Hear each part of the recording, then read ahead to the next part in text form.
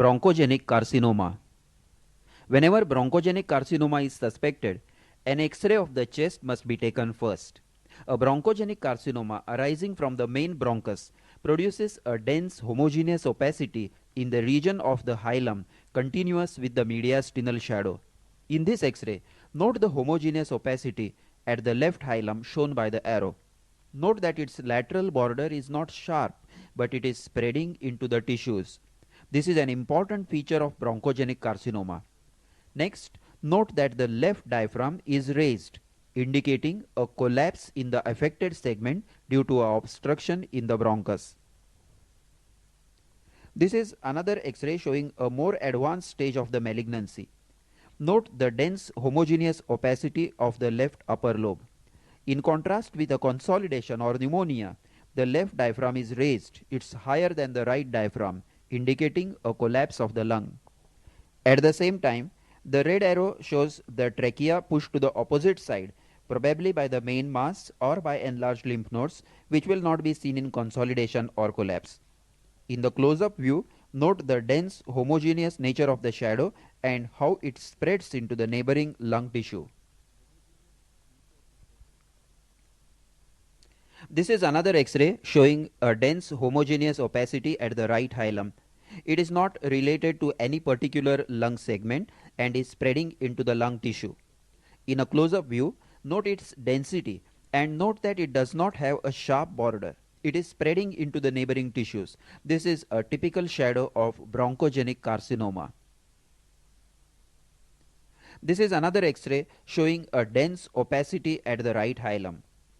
Any dense, more or less rounded and spreading opacity at the hilum should give a strong suspicion of a bronchogenic carcinoma, which should be confirmed or ruled out by bronchoscopy and CT scan. Incidentally, this X-ray also shows pericardial calcification shown by the red arrow. Note the dense calcific border of the pericardium. Now, there should be no difficulty in suspecting a bronchogenic carcinoma in this X-ray, where there is a dense spreading hilar shadow on the right side with elevated diaphragm due to associated collapse. Also note the healed fibrous tuberculous lesion on the left apex.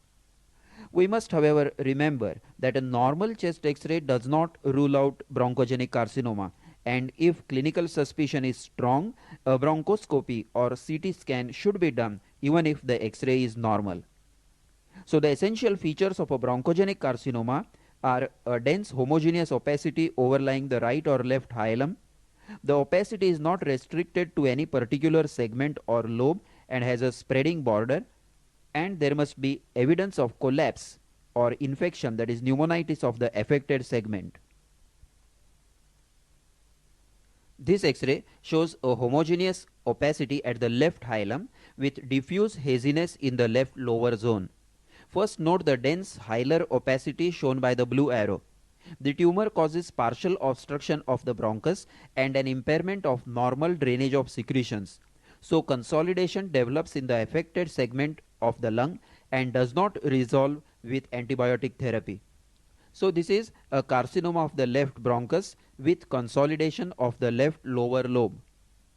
The corollary is that when a patch of pneumonia fails to resolve with treatment or resolves partially and recurs, an obstruction in the bronchus must be suspected.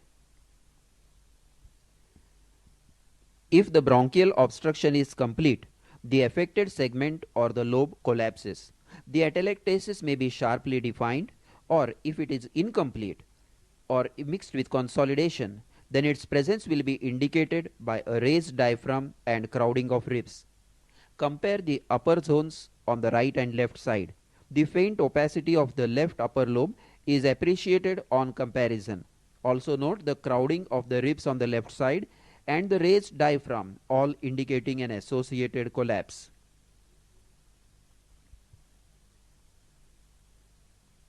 Now in this X-ray, note the well-defined and roughly circular opacity in the right mid-zone, which is distinctly separate from the mediastinum.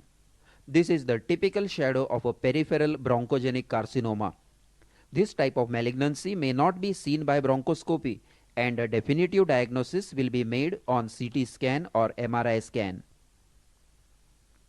This X-ray of the same patient after 2 months shows a significant enlargement of the lesion. However, still you can appreciate that the main lesion is a distance away from the hilum. This is peripheral type of bronchogenic carcinoma.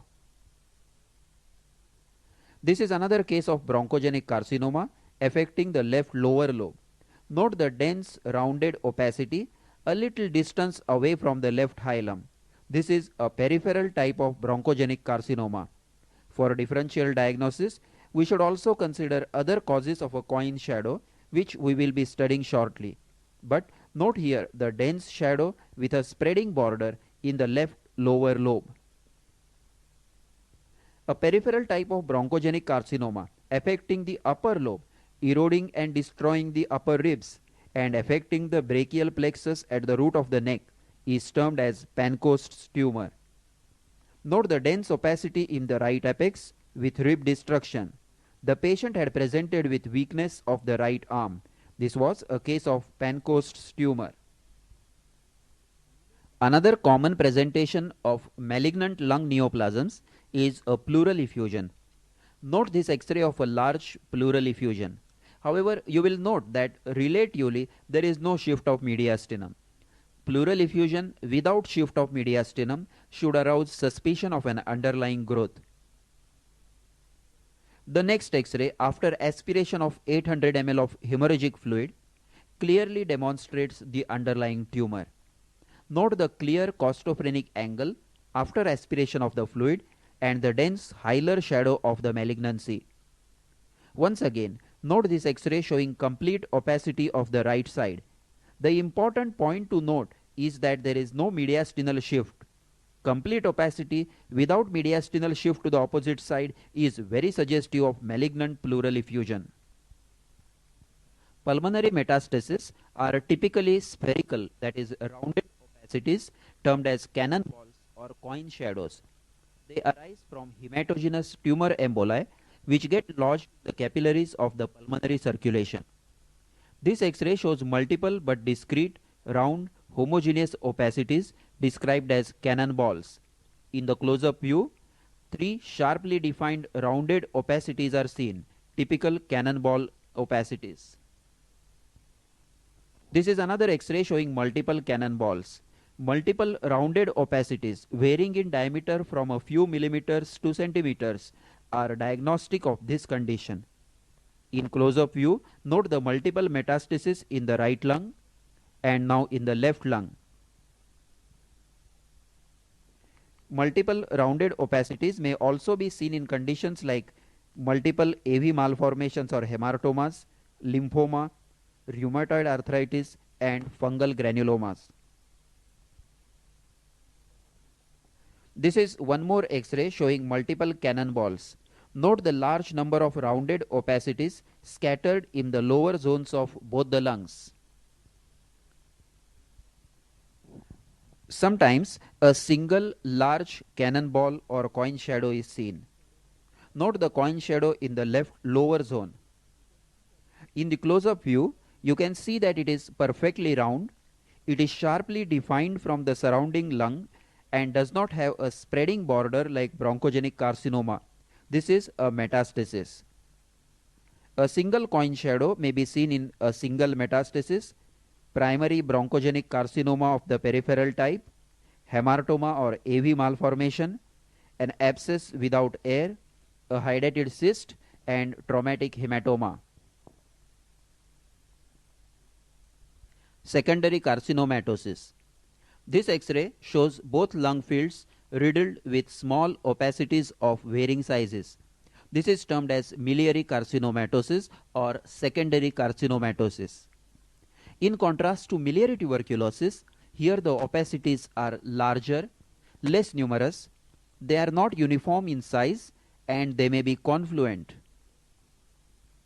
Compare it with the opacities in miliary tuberculosis, which are 2 to 3 millimeters in size, uniform and discrete. Once again, let us compare them side by side. On the right, the opacities in secondary carcinomatosis, which are larger, varying in size and confluent, while on the left, the opacities in miliary tuberculosis, which are smaller, uniform in size and distribution, and discrete. This is another X-ray showing secondary carcinomatosis. Note the large number of opacities varying in size, many of them confluent with each other. They are quite different from the cannonball metastasis, which are very sharply defined and discrete. On the right, we see opacities of carcinomatosis which are not perfectly round and the border is not sharp. This is another X-ray showing secondary carcinomatosis. Note the opacities varying in size, confluent, and in large numbers. A variety of conditions may produce such miliary mottling and a clinical correlation may be necessary. The common causes are infections like miliary tuberculosis, bronchopneumonia and aspiration pneumonia, and fungal infections like histoplasmosis and coccidioidomycosis. Then allergic conditions like tropical eosinophilia and Loeffler syndrome, malignancies like miliary and lymphatic carcinomatosis and leukemias, acute pulmonary edema, and miscellaneous conditions like rheumatoid arthritis, hemosiderosis, and interstitial pulmonary fibrosis. To revise, the common causes of miliary mottling are infections like miliary tuberculosis, bronchopneumonia and aspiration pneumonia, and fungal infections, allergic conditions like tropical eosinophilia and Loeffler syndrome, malignancies like miliary and lymphatic carcinomatosis and leukemias, acute pulmonary edema, and miscellaneous conditions like rheumatoid arthritis, hemosiderosis, and interstitial pulmonary fibrosis.